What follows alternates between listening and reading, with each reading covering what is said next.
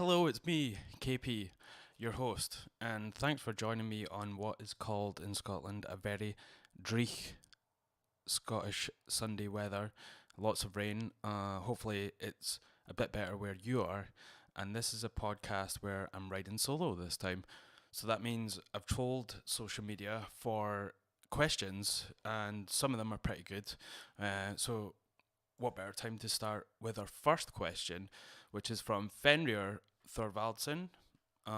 He asked on Facebook, "Why are you called KP?" And this is kind of a hard one to explain if you're not Scottish. And this is what is amazing about Scotland actually, because you can go 10 miles or 15 miles away from your hometown, and people have completely different dialects and ways of talking compared to yours, which is from a small country that's quite surreal in a way. So yes, the story of why I'm called KP. It starts at college. I was at college for music.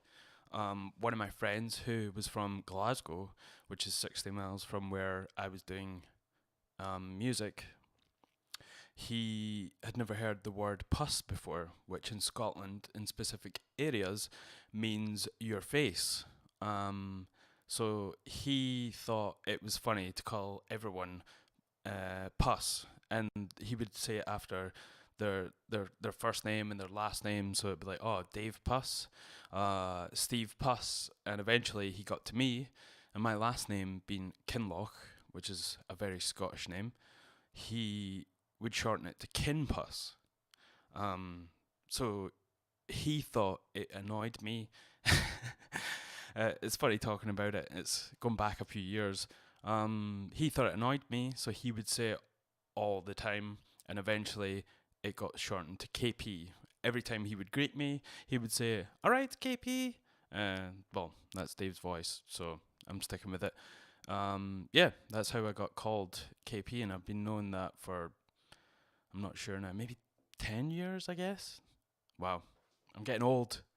So yeah, that's the story of why I'm called KP. If people are wondering, and it's one of the questions I get a lot with the podcast, because a lot of people know me as KP, and a lot of people from when I was younger don't know me as KP. So it's confusing when people hear that and they're like, "Oh, where'd this come from?" So yeah, that's a question I get a lot from day to day life as well. So yeah, Dave, thanks for having that impact on my life for the for the last just over 10 years now. And shout out to the unofficial sponsors of the show. Brewdog, one of the best beers in Scotland. Still working on making that an official sponsor, of course. So yes, the next question. There are going to be some MMA questions in here, so bear with me. Kirsty Cares asks on Instagram, favorite book of all time.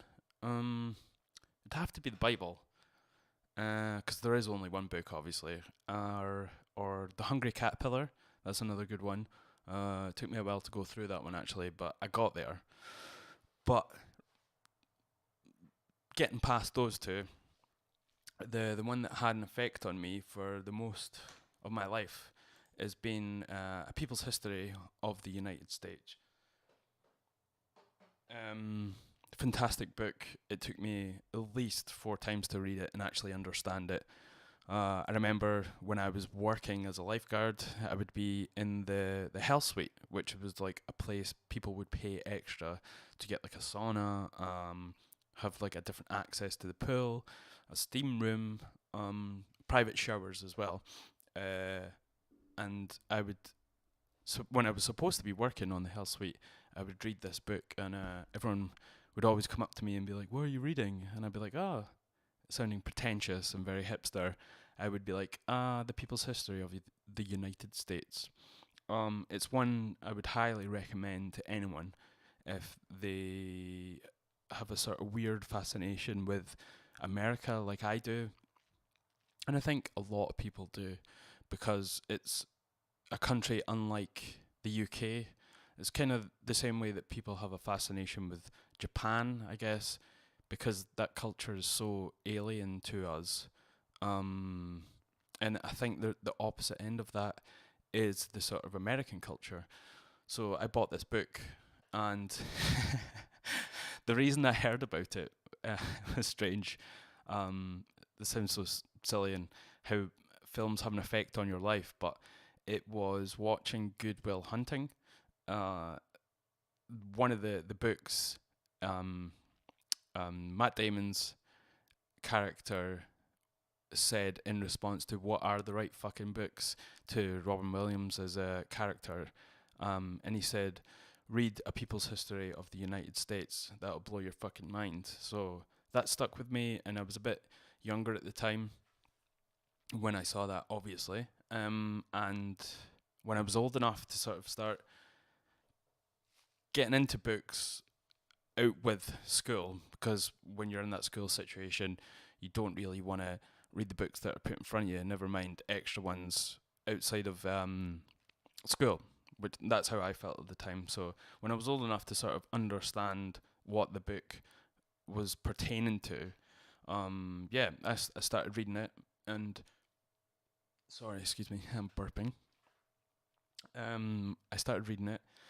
Uh, it was so hard to read the first time. I just didn't have any sort of context for a lot of the stuff in it. Um, and it goes through from like 1492 on the book, it says, to the present, the 21st century, and it's by a political scientist called Howard Zinn.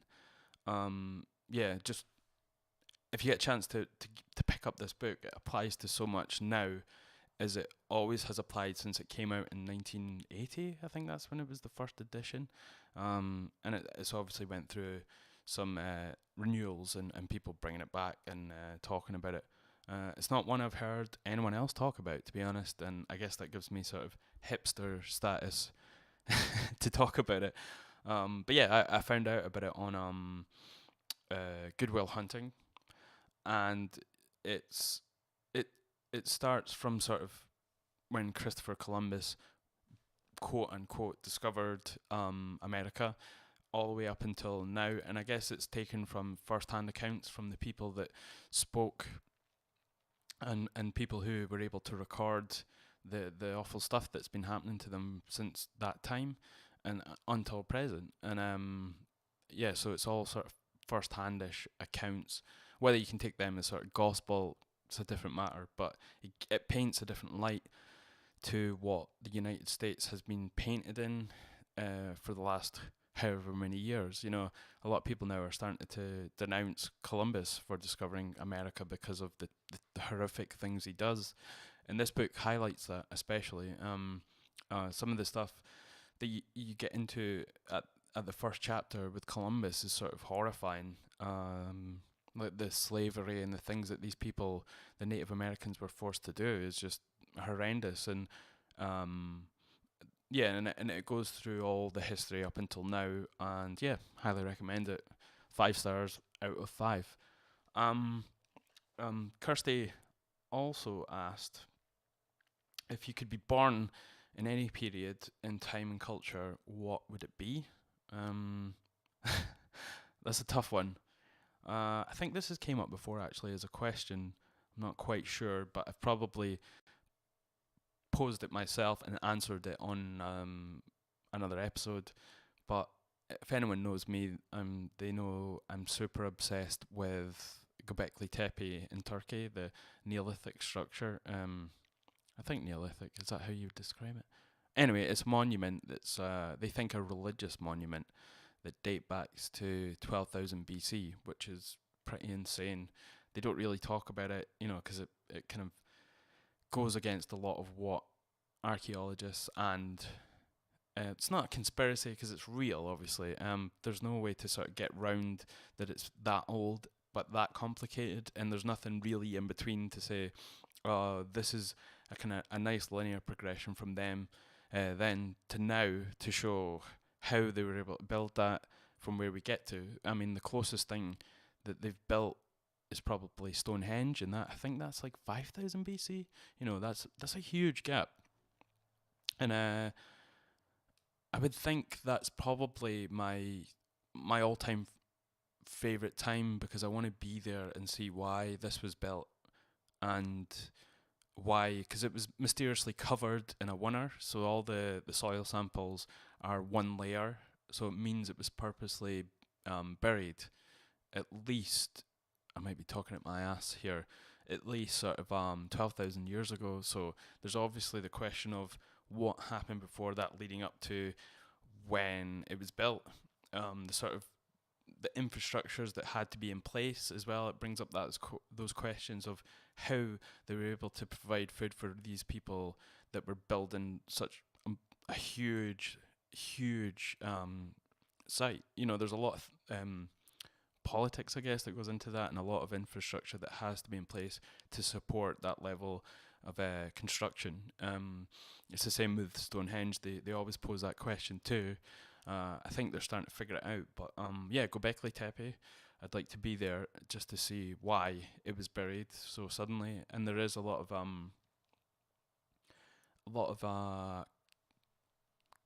quote unquote as conspiracy type stuff to say that it coincides with an asteroid that supposedly hit an ice shelf in Canada around that time. So they think maybe they covered it due to catastrophe all of a sudden.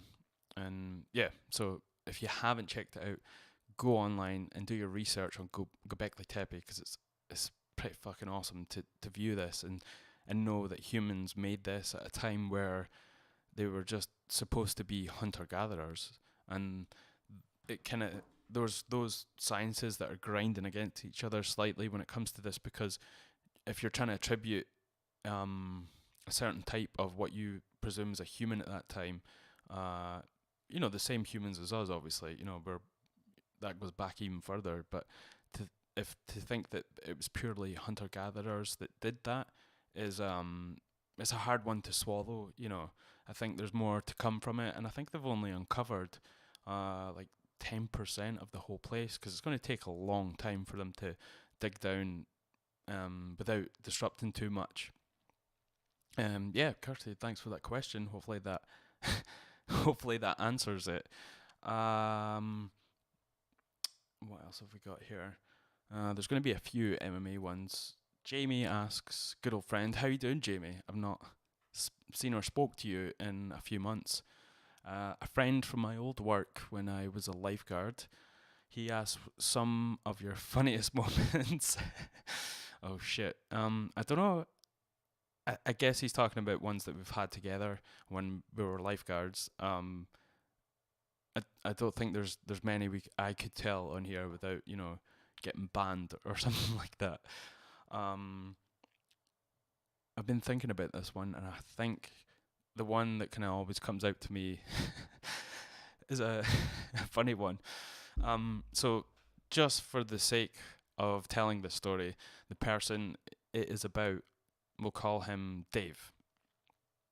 I have a slight fascination with that name at this moment in time. I've used it twice. Dave was a bit of a player. He worked with us, so he was a young stupid lad, like we all were 10 years ago almost now. But I think he was 17, 18 coming into work there, so he was loving having money in his pocket and being in a place where there was lots of people to have banter with. Jack the lad, he was an amazing guy, don't get me wrong, but he was just young and naive, obviously. So he comes in for the shift, and he has what you can only describe as a hickey on his neck. I don't know what other people call it. Actually, I'll look this one up, because there'll be people not listening from Scotland. A love bite, is that what it would be? Or maybe people call hickey over there. In any other places, hickey, the same thing. Hickey. Okay, so basically it's when a girl clings onto your neck like a suckerfish and leaves bruises. I don't know why people did it. It was never a thing I was ever thought was attractive or even sort of hot or funny. It's very much a silly one. But he came in to work with what can be described as massive bruises around his neck. So he'd been out the night before, obviously had taken a lady home, and had ended up with these on his neck at work the next day. Now that doesn't sound unusual, but he also had a girlfriend at that point as well. I know, he was a bad lad, but it was a long time ago, and yeah, changing his name just to keep him safe. Not that it would affect him in any way. So we were like, "What are you gonna do? You're gonna have to go home. Your girlfriend's gonna see these hickeys on your neck. Um, what what are you gonna tell her?" And he was like, "I don't know. This is it. Like, this is gonna be his relationship over." At the time, probably should have been right because he did this. And so what we did is we sort of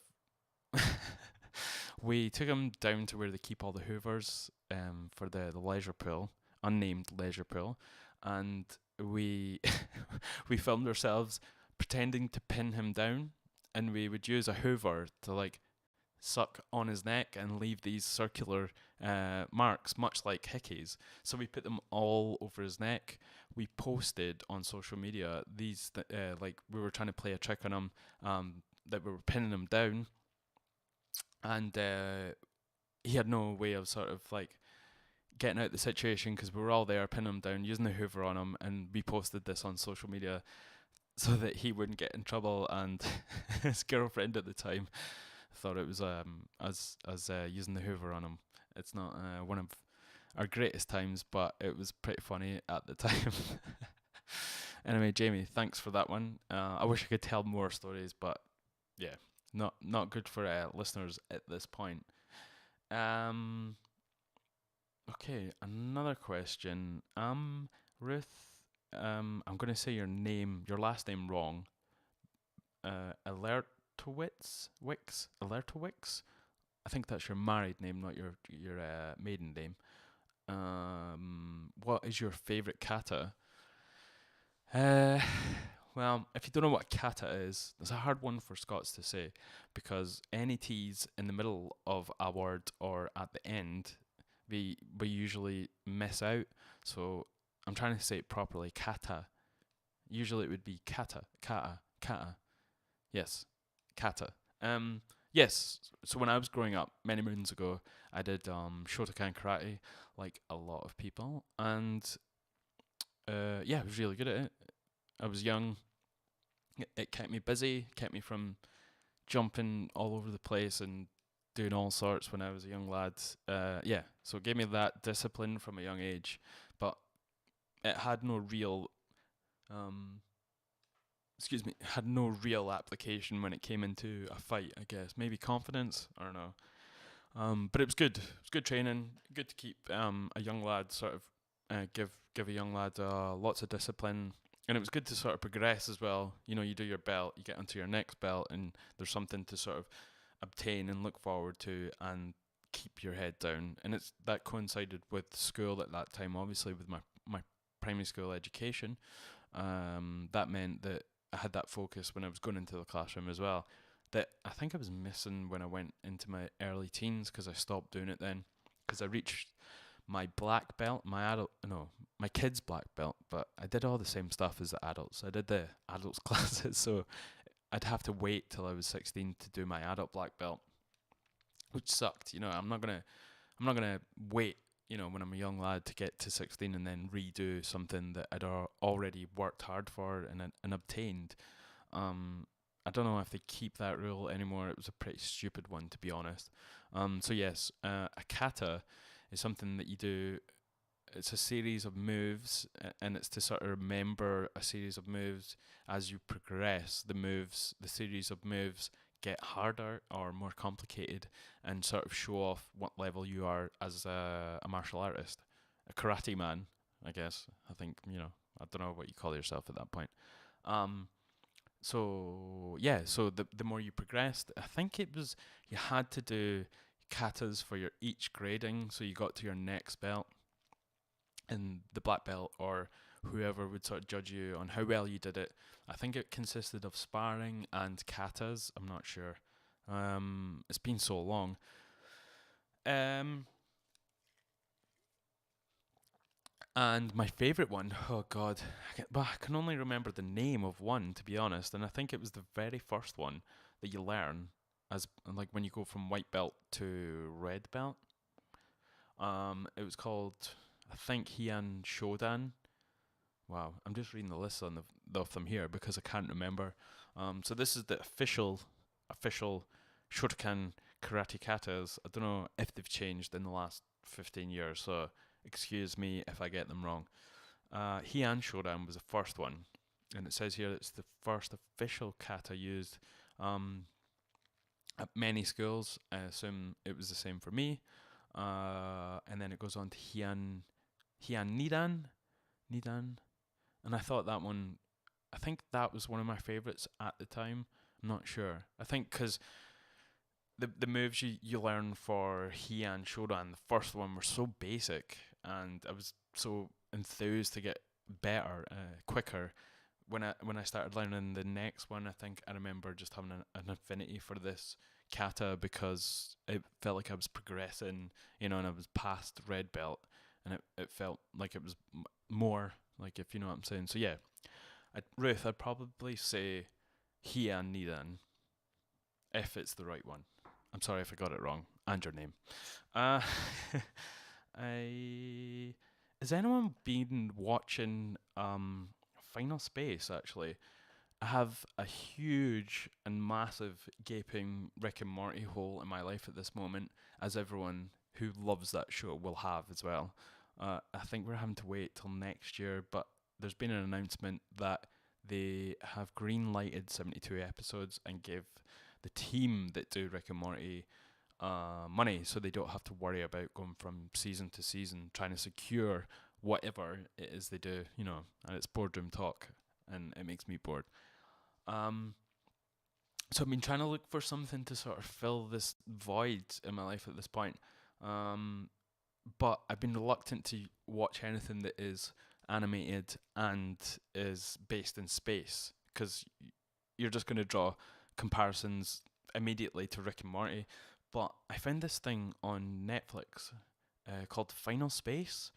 It's an American animated series, and it's only has one season out, and I already finished it, even though I shouldn't have because I promised my girlfriend I'd wait for her to catch up, but I'm loving it so much, and it's like a guy called Gary, and he's working off a prison sentence in space, and immediately you can just sort of think, yeah, you're just trying to like, oh, I don't want to watch this because it's just going to trying to be Rick and Morty, but it's not. It's like I found it amazing, and one of the best things about it is he has a planet destroying alien as a pet. A pet? No, as a friend pet. A friend pet. You figure it out. But he's a planet destroyer. So he's this cute, cuddly, green little alien, and he has the power to sort of destroy planets. But there's a bunch of characters on there. There's a man cat called Avocado.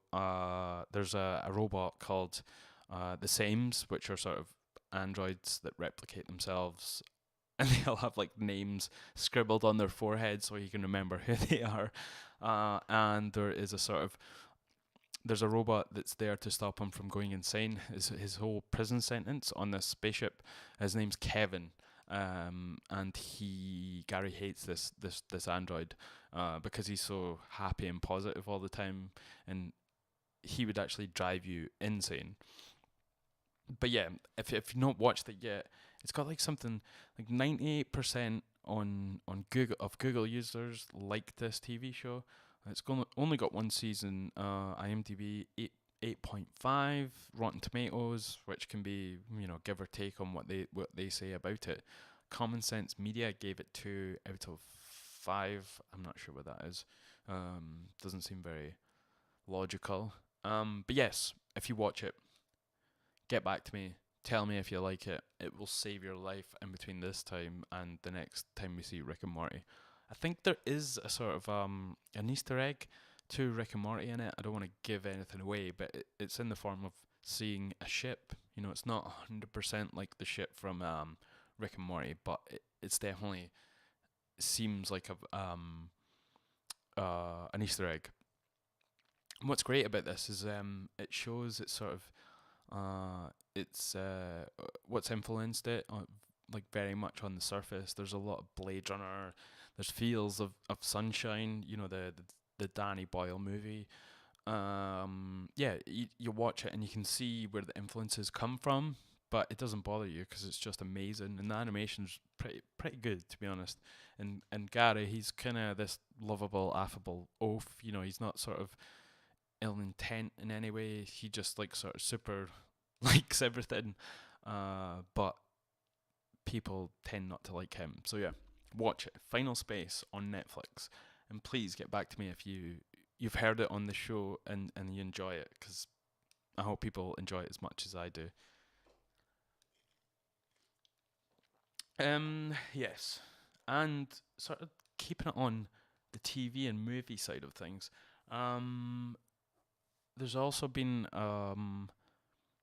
it kind of relates to the question that Kirsty Cares asked in terms of the time and era I'd like to go back to, um, because one of my favourite parts of history is Ötzi the Iceman they found in the sort of I think it was Austrian French Alps, and it was a mummy they found.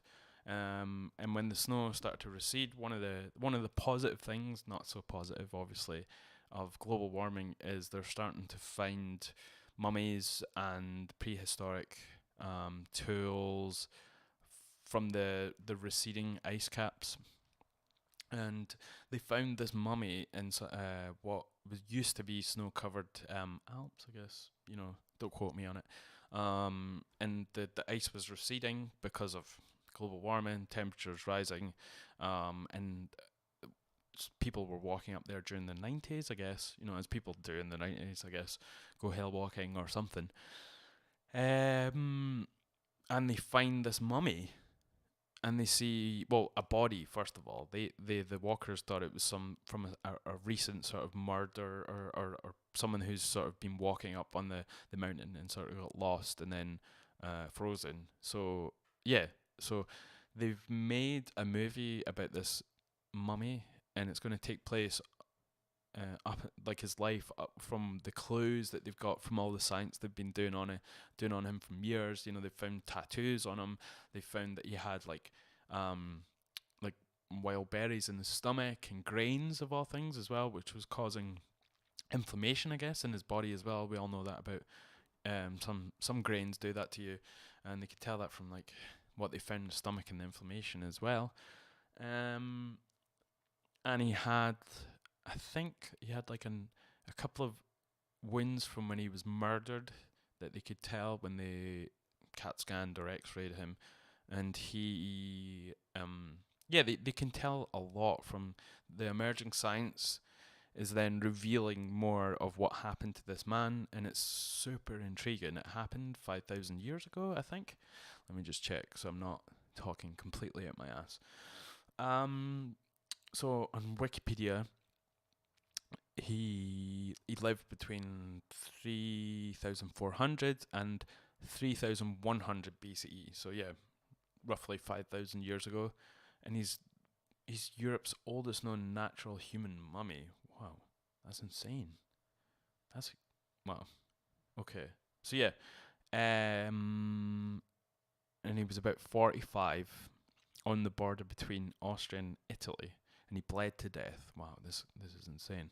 So that conjures up a lot of stuff in your mind about what happened leading up to this guy dying and bleeding out on the side of this massive mountain.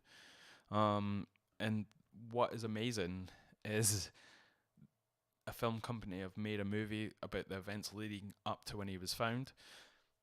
It's called the Iceman, and not the Iceman. You know, the one about the hitman. Don't want to confuse them, but this guy probably killed a lot of people in his time because he was found to be sharpening his axe recently before he was killed. Some of the stuff they find out about him, just from the little hints that are given in how they found him, and what science has given away about it, is just amazing, you know. And I think he was like 5 foot as well. I guess that was pretty tall.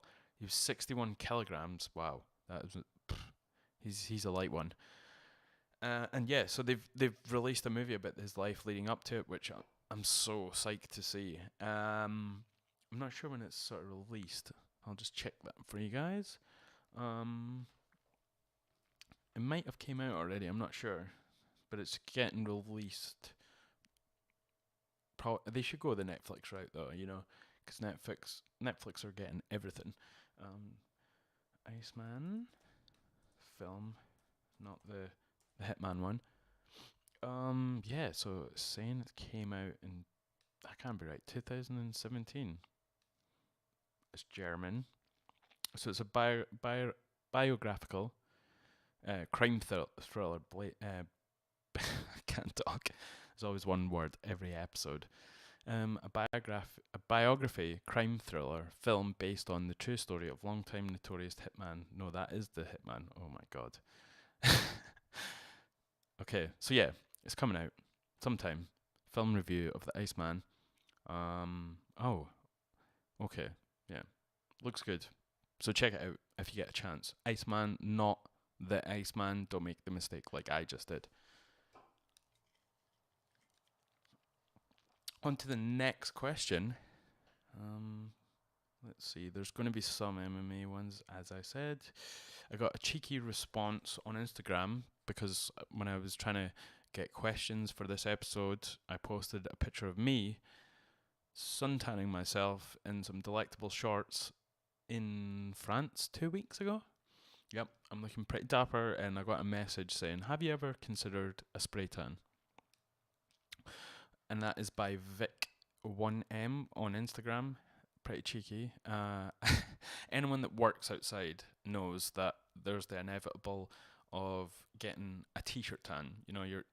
Unless you're sort of working away out in the woods, you're not gonna be able to take your top off in wherever. If you're working as a landscaper or a farmer or whatever, the inevitable happens, and you get a t-shirt tan.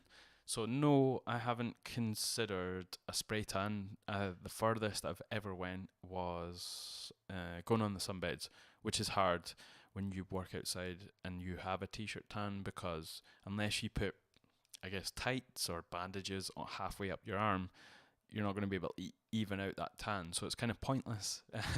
But leading up to my last couple of fights, I saw some science online that said that well, probably bro science to be honest, that if you do not spray tans, if you go on a sunbed, it ups your production of testosterone, because through the guise of vitamin D, I guess, because you're taking it in. So it's good to do that leading up to your fight, so you have like a sort of a natural boost in your testosterone, which we all need, of course, if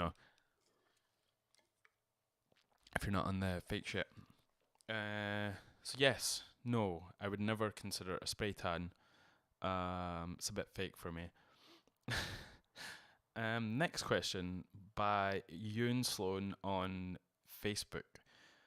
Hangover question mark. Hangover cures question mark. I'm not sure. I don't really do hangovers in the sense of trying to cure it, because I just end up sleeping the whole day, and that is my cure really. I don't try doing anything like, I don't know, what are some hangover cures. I'll have a little look what bro science is on hangover cures. I'll type in hangover cure bro science. So it's a lot of morning recovery drinks. I don't think there is. I think when you're hungover, your body, I know there are people that stand by certain cures. I don't believe it. I think it's more of a mental thing. You might just be good at sort of getting over hangovers. You might not be as hungover as you think at that time. I'm not sure. It's it's up to sort of speculation, I guess. For me, I just end up sleeping all day and then wake up when I'm hungry enough, and that seems to do me fine. And obviously, drink water, kids. If you're getting drunk, you've got to take water the next day. Although The only thing I've ever thought that has helped me with hangovers, and I don't know how sort of um how much sort of doctors would sort of advise this, but I would take some aspirin or paracetamol before I go to bed. But I don't know if that's like does something to you which might not be medically sound.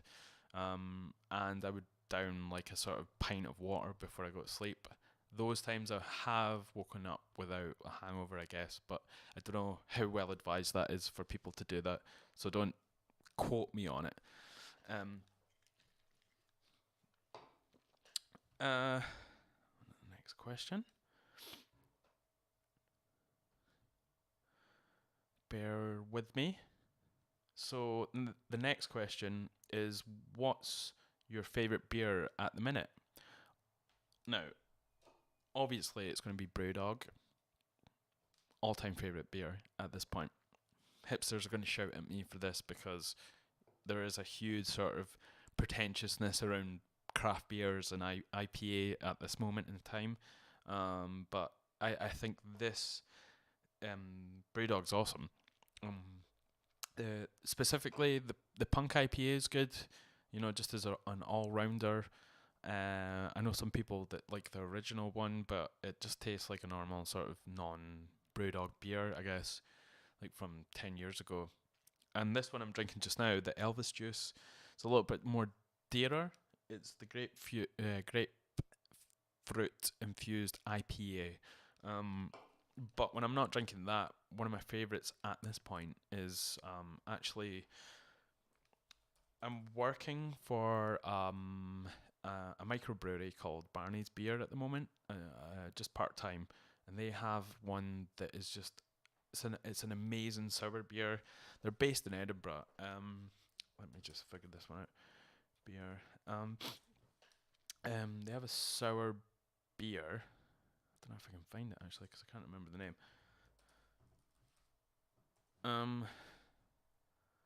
Yeah. So they have a sour beer. It's actually it's amazing. Yeah, I can't remember the name of it. It's super sweet as well, and it's like it takes that sort of sourness off a lot of sour beers have, obviously. But some people are very that love sour beers just for their sourness. I'm not like that. I still want to be able to drink it over a long period of time. It's not a whole. It's not like a sort of an event in itself just to drink a sour beer. It has to be drinkable, to me anyway. Um, I can't remember. It's not Sherbert. Yeah, there's he has a Sherbert sour beer, which is amazing. The sherbet just gives it that sweetness and takes a lot of the sort of straight up sourness just off that tongue and gives it a sort of a drinkable sort of taste, which you want when you're sitting having a pint, you know. Yeah, there's just people that go out there to taste that kind of thing by itself because it's cool, but it's not my thing. So yes, Barney's beer, the sour beer, the sherbet one, try it out. Another question is, okay, we're probably going to get onto some MMA questions here. Oh no, actually, Metal Gear Smithy asked who will take over from David Attenborough. That's well, I don't even want to think about it, to be honest. Why would you want someone to take over from David Attenborough? I've not thought about it. Has anyone thought about it? You know, we don't want to really have someone else take over from him because that means he's probably dead. We should probably freeze him and reanimate him when we have a cure for poshness, I guess. Um, I found an article that relates to this actually, Smithy. Where is it? So yes, it was in the Guardian, and it is saying who could succeed David Attenborough when he retires. So someone wrote a whole article about this. So someone's thought about it. And some of the sort of general ideas is Chris Packham. You know, he was a guy that did a lot of BBC natural history stuff, and a lot of animal programs growing up. he doesn't have the voice for it for me. Liz Bonin, not sure. How about Kevin Fong, presenter of several editions of BBC's Horizon, an ITV show. Um, Lucy Cook, not sure. Don't really know her. But she was taught by Professor Richard Dawkins, it seems. Brian Cox. This is one that came up and sort of by and shocked me. But then at the same time, I was nodding my head to myself like, of course, why not? Why not Brian Cox? You know, he's got the voice. He's kind of modern and he's hip.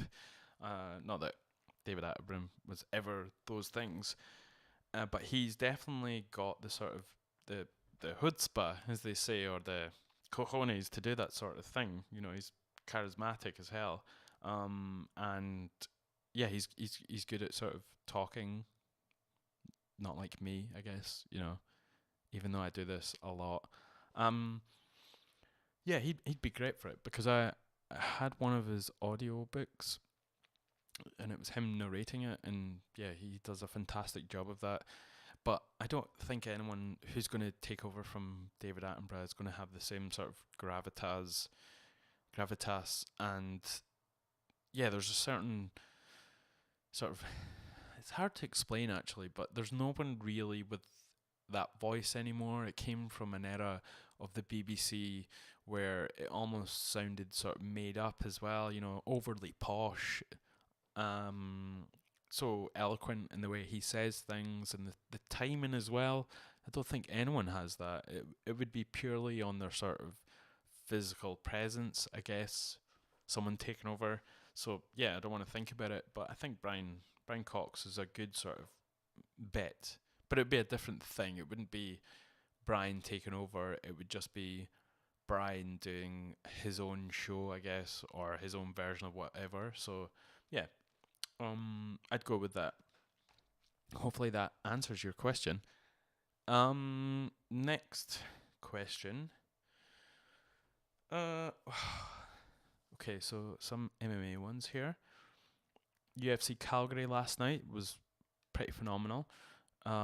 Bit controversial at points, obviously with the main event having some illegal elbows happening, and that brought into question the rule of the 12 to 6, because it is a dumb rule. But plenty of better people have went over this rule and described it in better fashion than I could probably ever give it justice. But yeah, it was great. It was great to see Jose Aldo winning again. You know, he's kind of he needs this. Whether that'll be his sort of last great one in his career, we're still to see, or whether he's got a third wind. You know, um, and he's not at the end of his career. He just needed to sort of change slightly to keep up with the guys that caught up to him and relinquished his title to. That's still to be seen. So hopefully, yeah, I'd like to see Jose Aldo have another title shot. You know, but will that be too much? Is he too old? You know, has he taken too much sort of a beating in his last 3 fights, and will that have an effect on him? That's, you know, we're going to see that in his next couple of fights, and that'll answer that. And I saw a lot of people talking about how they use the word juicy to describe how he looked, and that's obviously connotating to he looks like he's how he used to look, and his body's changed over the last couple of fights, and then he's changed back. And I don't know if that's to do with his conditioning um, or whether he's taking some Mexican supplements. People think the latter, but we'll see. Uh, okay, so on to MMA questions. Um, so Jesse Gunn asks on Instagram thoughts on DC versus Brock Lesnar. DC being the double champ, he recently beat Stipe Miocic or whatever you say, for the heavyweight title. And as someone who fought at lightweight for a number of years but has been undefeated at heavyweight, it was a hard one to call that fight. But even though he was undefeated at that weight class, um, Stipe is still one of the best on the planet, and he's defended his heavyweight title 3 times, which doesn't sound like much, but in a division where anyone can knock you out at any point because they have the sort of meat behind their punches because they're huge dudes. Some of these guys at heavyweight are freaks, genetic freaks, not like circus freaks or anything. And so that was a great fight. DC, there's some controversy around that because DC was seen to be poking Stipe in the eyes when he was, when they were exchanging, and that might have led to Stipe getting knocked out because there are some clear eye pokes. If you watch it back in slow motion, DC's leading with his hands. They're open. The ref even said if you keep your hands open, gonna have to deduct a point, which is not good. And just before Stipe got knocked out, I think it was the thumb deep he got in the eye. That's not good. And I think it's on the side that he got caught. I've seen conspiracy theories about how Stipe took a loss to go and look after his kids. That's just stupid. There's a lot of pride on the line for these fights, and just to sort of take a beating to then take some time out to have with your kids is sort of good as it seems on the outside. It's just that those thoughts never cross anybody's mind when they're fighting. You're in there surviving. Yeah, so Brock Lesnar and DC, after the fight with Miocic, Brock Lesnar came in the cage and called out. No, the reverse of that. Actually, DC called out Brock Lesnar, who was just happened to be watching the fight. He was chilling there with his big bald head, and he came into the cage after the fight, walked up to DC and just pushed them with like the lightest of pushes. But because Brock Lesnar's this huge, gigantic man, he just threw DC across the cage. Now, whether that was scripted, Brock's coming from a pro wrestling background. He's worked for years. He was huge for that promotion. Came over, had some amazing fights. Brock, he's beaten some great guys, lost a few times as well. As to who I think is going to win, man, that is tough. I've doubted DC before, especially with the last fight, and I was regardless of what happened in the fight with the eye pokes, I was shown to be wrong. I thought DC was getting old. I thought we were going to see that in that fight with Miocic, and that would be his last fight. He'd get beat, and that would be it, because he's not beat John Jones, and then he's went up a weight class, and then his undefeated streak at heavyweight against the best has ended. So yeah, he proved me wrong. Looked fantastic. So yeah, like, how is he going to fare against Brock Lesnar? It's tough to call. Seeing Brock push DC over like that, like he was a rag doll. It looked like a bouncer pushing like some sort of 100 odd pound guy outside of a club. We've all seen it, and he just flies away, and that's what it looked like with DC. But as to the skills, though, just being big doesn't mean much, and DC is great at fighting people who are bigger than him, because he's one of the smallest in his division. So every fight he's had to fight with longer, taller people. But it depends if it has Brock Lesnar diminished in any of his skill sets. Not that he has many, but if he has, then DC takes it all the way. But if Brock has been training, he's been keeping up with it. He's been learning. He's older when he started. He didn't know much, but he did progress quite a bit, and even just 3 fights before he left. So yeah, I think that'll be the decider. DC, I'm not sure of the outcome though. That's hard. I mean, TKO. I think DC. Who knows? It's open to the gods, that one. Next question. Oh, by the way, I hope that answered it properly, even though I wandered quite a bit. Owen Creasy on Instagram asks, TJ or Cody, who have you got? So TJ Dillashaw, big fan of TJ. I always have admired his skill set and the way he fights. It's something that's sort of so fluid, and the way he transitions from stance, and is able to throw the same way from each position, and he's very sort of great with kicks, and as we saw in the last fight against Cody, he looked good. It felt like Cody kind of knew what was happening. You know, Cody has a great sort of sensor for anything that's coming towards him, and if you're sort of thrown sort of wildly, he'll step back just out a little bit. This is all in the first fight, but he got kind of wrapped up in the shit talk leading up to this fight, and he was even showboating a little bit in this fight, and that is a sign of a younger fighter as well, unless you're supremely gifted. You know, you're not that he isn't, but if you're someone who's just out of this world technique wise, those are people that tend to continue to showboat, but the ones who are on the other side of it are the ones who are young and inexperienced.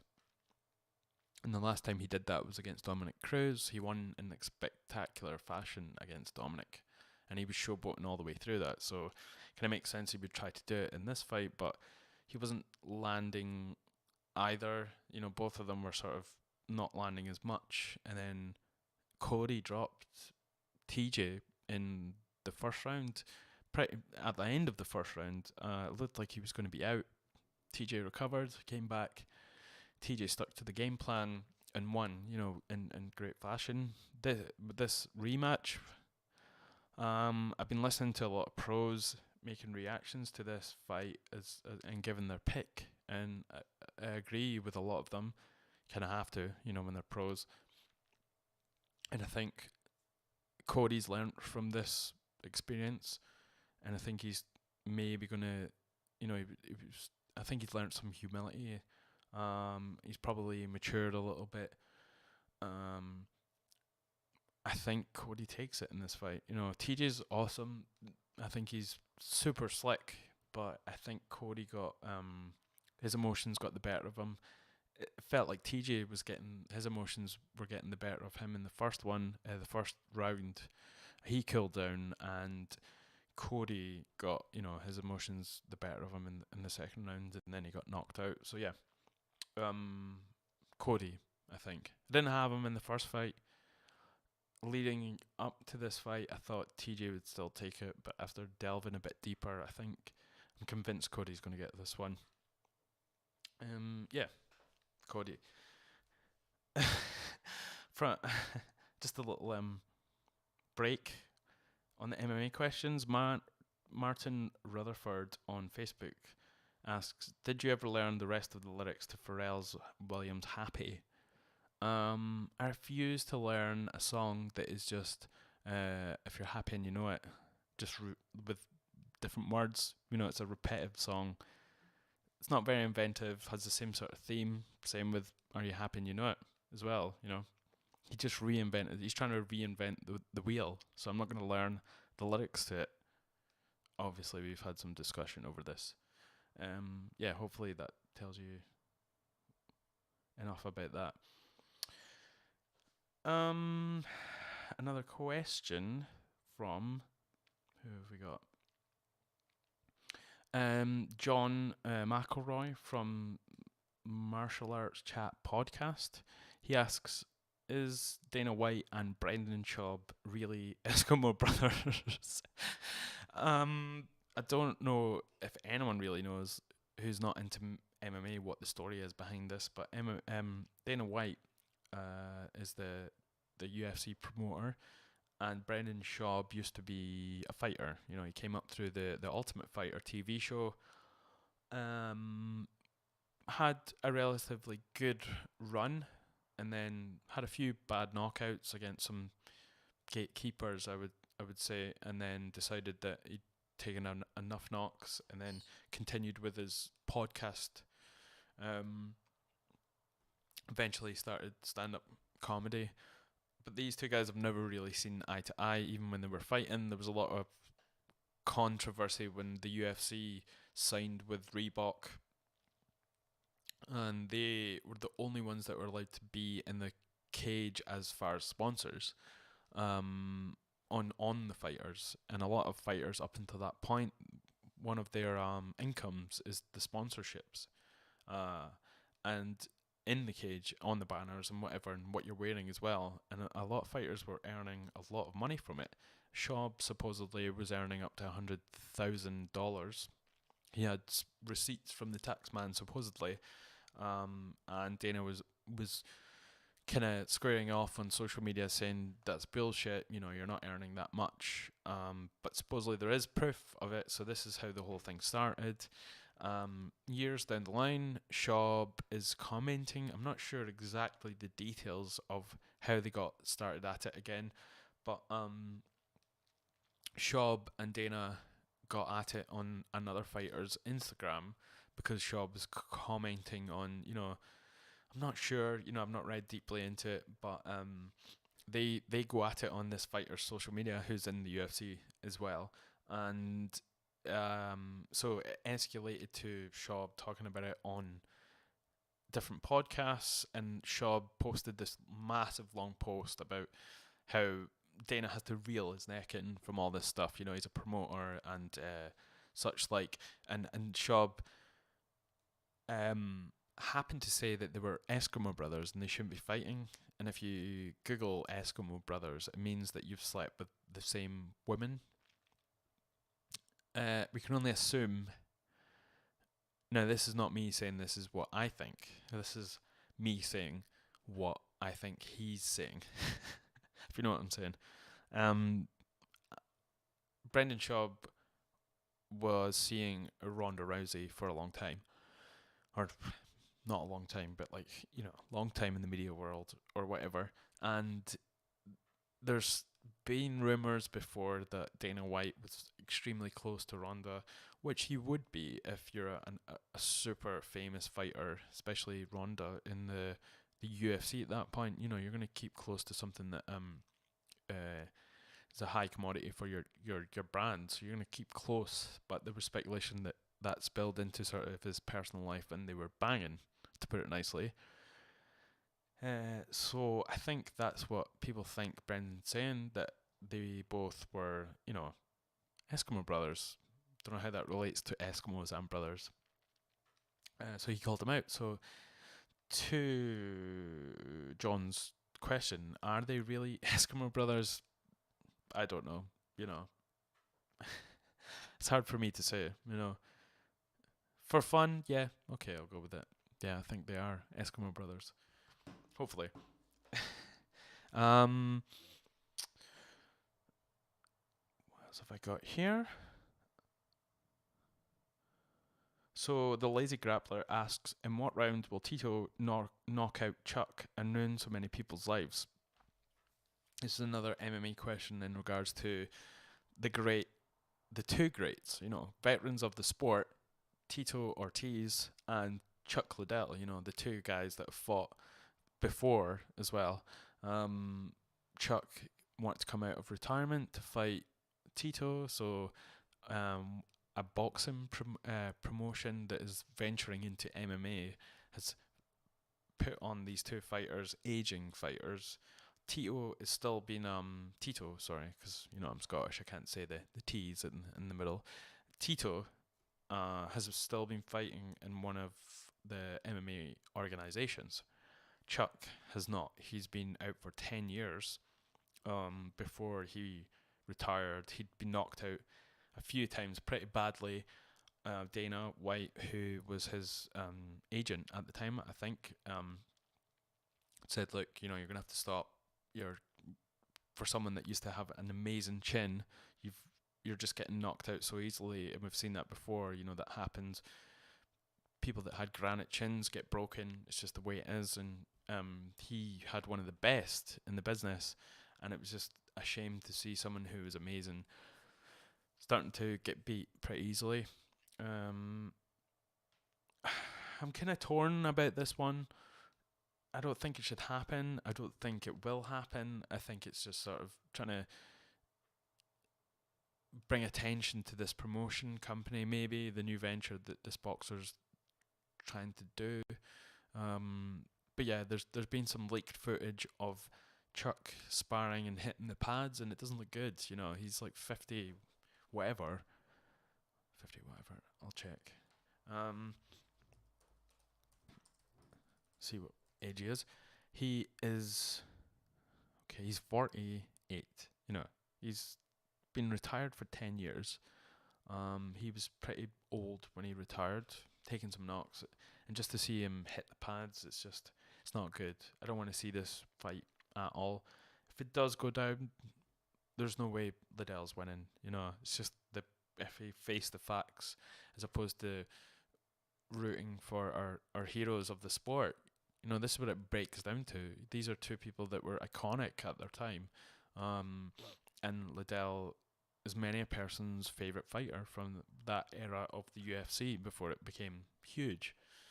But after, when it was just a style versus style promotion company. So yeah, I think I don't want to see it, but yeah, Tito will knock out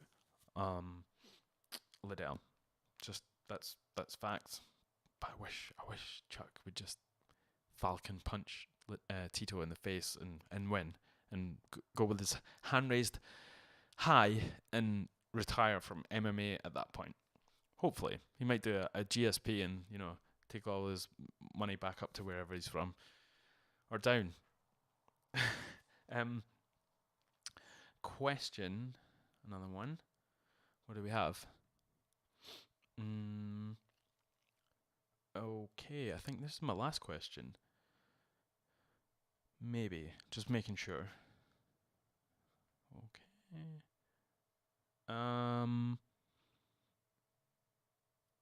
Okay, so my last question is from what Stutch saw from Instagram. He says, favorite martial arts film.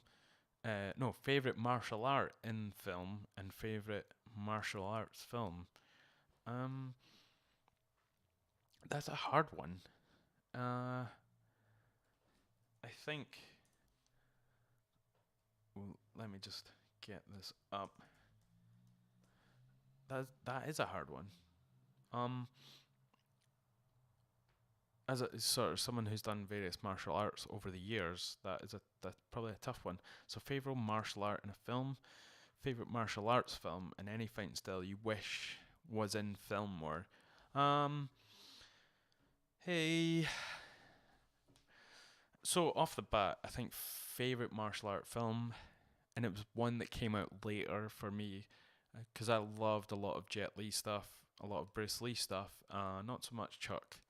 But those, and Van Damme, of course. Time Cop, what an amazing movie. But they were all movies that we felt like were sort of wishy-washy, like they weren't going to work in real life. We all just knew it was like, well, Jet Li's movies are all wire work, so we know those things won't work in real life.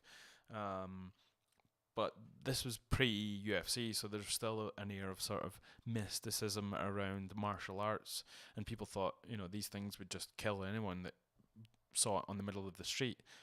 So my favorite martial art film later, because it seemed sort of genuine, was probably Ong Bak, which was about Muay Thai. I think it was someone who was from Thailand. The impoverished village has its most precious Buddha statue stolen from the temple, and a small town boy is sort of tasked with trying to go and find this Buddha thing, and ends up in sort of many fights along the way. But it was Muay Thai, obviously, what he said he was doing in the movie, but it was like a version of it that was mixed with maybe I can't remember now the guy's name. Police, the movie, sorry. Just wait till I find this guy's name.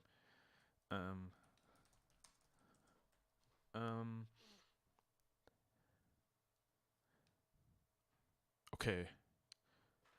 This is not coming up. Jackie Chan? Yeah, that's it. It's like Muay Thai mixed with like Jackie Chan sort of stunt work, a lot of parkour as well, sort of when it was just unknown at that time, and it's all based in Thailand, and he has to go through tournaments and fight all these guys, and just seeing this thin little dude performing this martial art that I didn't know much about at the time, and it seemed sort of exotic, even though we'd seen a lot of martial arts at that point, from the sort of ridiculous to the sublime. Um, this one seemed especially because it was from an area that I didn't know much about. It looked sort of raw. It looked real, and then seeing someone sort of do this sort of parkour element of it too, it was amazing as well. So Ong Bak, and this is not just for people who love martial arts. This is a good little independent movie just to watch by itself. I'm trying to remember the guy's name that was the main dude. You're probably all shouting at me at this point saying, "It's this dude." So Tony Jaa, that's it. He's the main character in this. Well, the actor that plays the whatever character, but the actor's name is Tony Jaa, and he's sort of super athletic, ripped, shredded. You know, it's been there's only been a few Thai people that we've seen from Thailand in sort of media that have been this sort of shredded, and he's one of them. I think Burkow, the Muay Thai practitioner, is the other one that we've seen is super sort of thick and as well. So yeah, watch the first Ong Bak is amazing. Hopefully that answers that question. As to any fighting style you wish was in a film more often, that's tough. I would say BJJ, but that's even to people that are casual fans in the UFC struggle with some of it. So to see it represented in movies, I think it would go over a lot of people's heads, even though it is brilliant. There are elements in certain movies. There's the famous one with Lethal Weapon. Mel Gibson fires the bad guy, and at the end in a triangle, which is a position in BJJ, and many other grappling type styles. But I remember seeing that when I was younger, and I was like completely confused as to what was going on. I was like, how can he choke him out with his legs? But I know now that that's a brilliant move to do. But yeah, I don't know. I think it would go over a lot of people's heads. So, but I would say yes. I want to see BJJ sort of shown more in movies and grappling as such. I think that's all the questions. I think we've been going for like an hour as well. That's crazy.